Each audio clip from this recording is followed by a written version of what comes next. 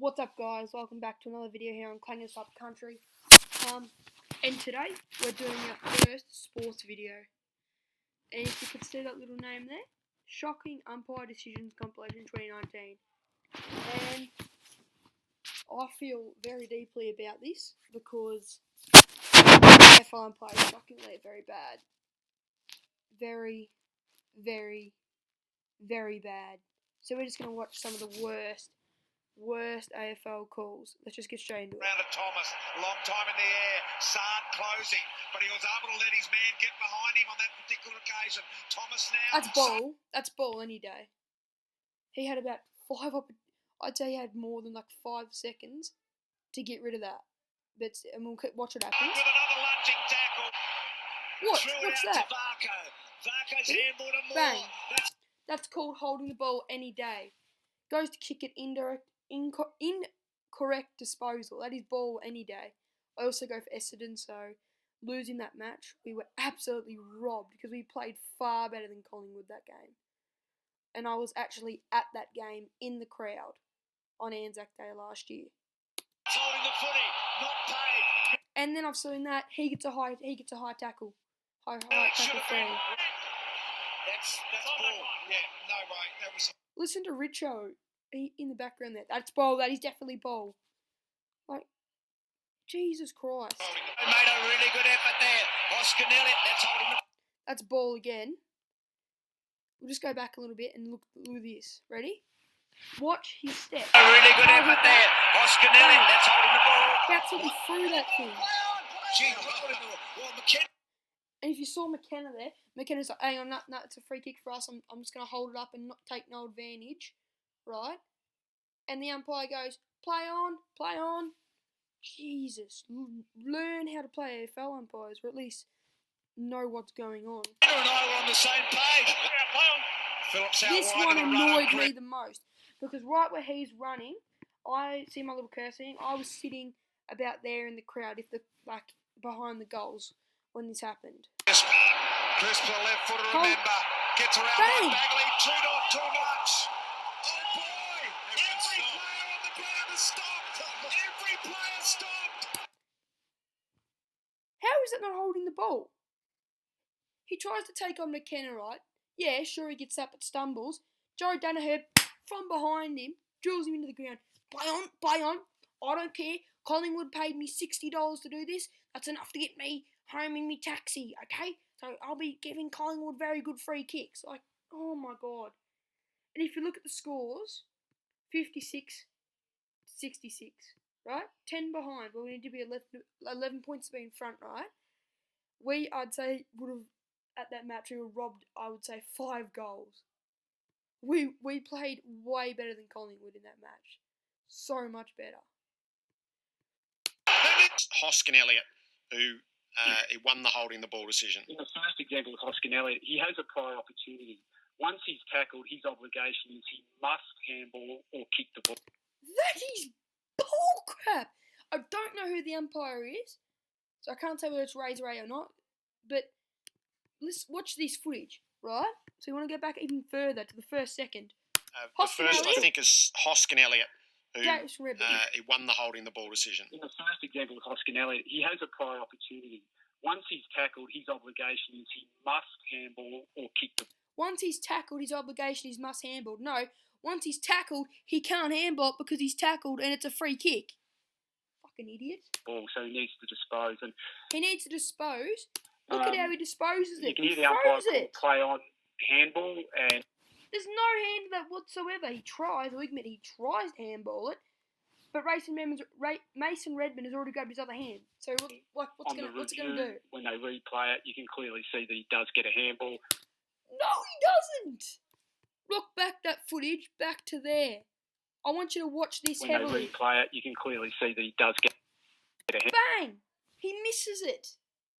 Absolutely handball. Misses it. It's not a massive handball. It goes about half a metre to a metre, but... Half a metre to a metre. Try about 3 metres, you idiot. It's a handball. Crisp is, I think this is the trigger point, so he gets run down by Danaher. This is the one where play stops. This is the one where he has a prior opportunity. The first tackle doesn't stick. The first tackle doesn't stick. It doesn't stick because he broke his ankles. Essendon player fell for the good old candy, right? Danaher comes from behind. So you're saying that he can shrug one tackle off and then it restarts again. So he's running, has prior opportunity, shrugs off a tackle, and then his time to get rid of it almost starts again. And then he gets like another however long you get. It's and then the second tackle there. Bagley, right? And Danaher.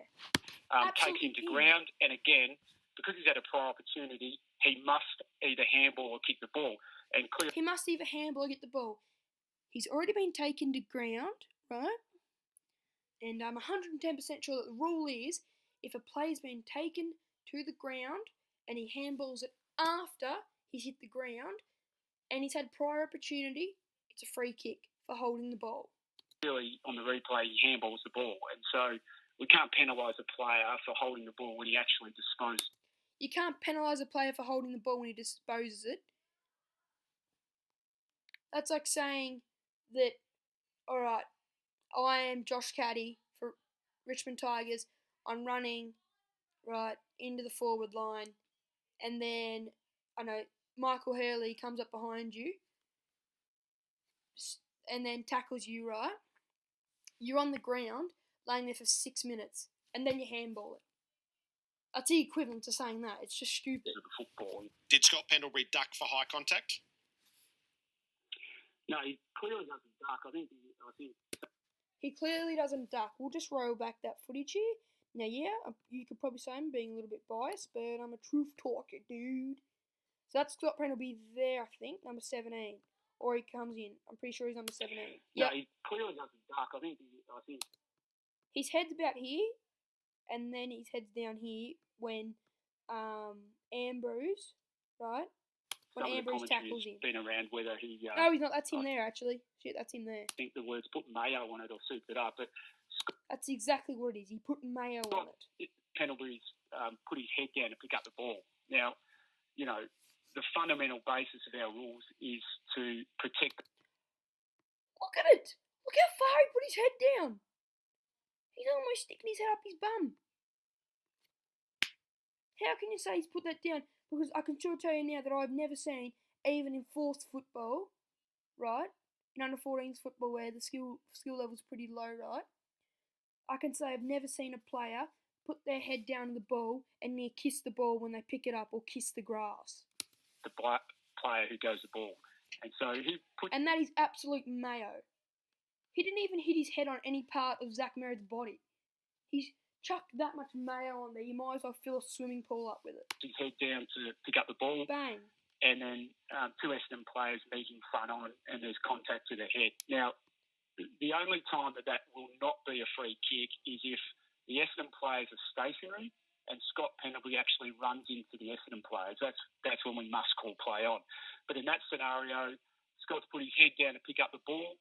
The Essendon players move towards him and make contact to his head.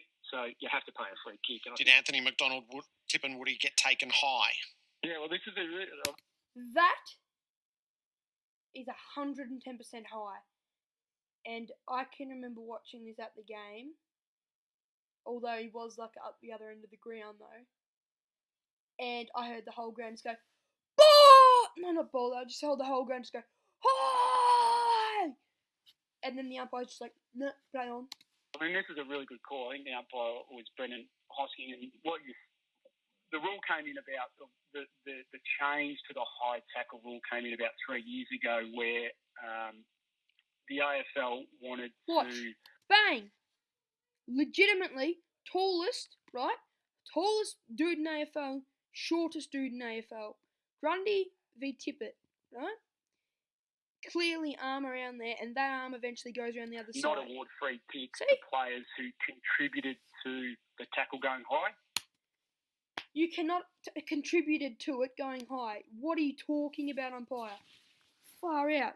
The players who contributed to How the tackle going high. How did he contribute that to be being high? You pulled his neck. High? What's he going to do? And this is a great example of that, where the tackle gets Anthony around the arm initially. Gets him around the arm initially. I think you need glasses, need to go to Specsavers, and need to be put into a grave because you obviously have dementia and you're about to die. And then, in an effort to sort Jesus. of get out of the tackle, he lifts his arm, and then the tackle He goes lifts his arm around the because he neck. doesn't want to get And choked. so that's the very reason that amendment to the rule. And then Callum Brown with the push in the back call and the little sequence that leads up to that. Was that all adjudged correctly? Yeah, so I still remember this call to this day. if I can go through that one, that's prior opportunity, but from a different perspective. So that's prior. Look at Eddie there. What an absolute... I don't like Eddie. No offence to anyone, but I really dislike Eddie Maguire. I really dislike him. He's a wanker. He's a wanker. Holding the ball without a prior opportunity. So Holding the ball without a prior opportunity. we've spoken. The first two examples of holding the ball was where a player did have prior opportunity. This is a scenario where Watch this, right? It's not the Wilfie tackle. It's not that. Doesn't have a prior Maybe it is that. opportunity. No, it's So this one then here. what Yeah, the that. player- He's called that, right? So the way I see it is that legitimately the Collingwood player's got it, and obviously the Essendon player's got it, and the Collingwood player, so the Essendon player's tackled him, Collingwood player's lost his feet, and as the Collingwood player's fallen over, he's taken the Essendon with him, and they've called it push in the back. must do then is make an attempt to kick or handball. He doesn't have to successfully kick or handball, and He doesn't have to successfully kick or handball. You're sort of contradicting yourself here, mate. Because earlier at the start of the video, like way back here, at this call with Danaher and that, you said that they had to get a handball off. And he did. But here you're saying that you'll constantly hear, through supporters or commentary, how did the player dispose of that? Well, what we need to remember is that when a player doesn't have a... He had prior opportunity to handball it straight to those two. Jordan DeGoey, I think, and I don't know who that one is, legitimately, as he's falling down, could handball it straight to those two. Prior opportunity, he doesn't need to successfully dispose. Look at Eddie, minute left, legitimately, we could have won that game. That was a nail in the coffin, that call. To dispose. Yep. Now, in this case, he actually does dispose in that he ends up getting a kick to the ball. But sorry, what, sir? He disposes of it and gets a kick of the ball. Sorry, you're not on meth, are you? Like, you're not on drugs. I hope you're not on drugs. attempt to dispose. Yep. Now, in this case, he actually does dispose in that he ends up Listen to that. He gets to dispose of it. Watch this. attempt to kick or handball. He doesn't have to Let's successfully... go back a We've little bit. spoken, the first two examples of holding the ball was where a player did have prior opportunity. This is a scenario Watch. where... He says, the I think umpire said Stevenson doesn't that have a prior he opportunity. gets a kick So to then it. what the player... He says right there that he gets a kick to it and gets it out. Nowhere do I see him getting a kick. must do then is make an attempt to kick or handball. He doesn't have to successfully kick or entry. How did the player dispose of that? Well, what we need to remember is that when a player doesn't have a prior opportunity, he doesn't need to successfully dispose. He only needs to attempt. When he doesn't have a prior opportunity, he doesn't need to successfully dispose of it. You need to successfully dispose of the ball every time you're getting rid of it. You can't throw it. You can't rugby throw it. Like, Jesus to Christ. dispose. Yep. Now, in this case, he actually does dispose in that he ends up getting a kick to the ball. But And then he ends up getting a kick to the ball. Well, I just showed you legitimately 10 seconds ago that he doesn't.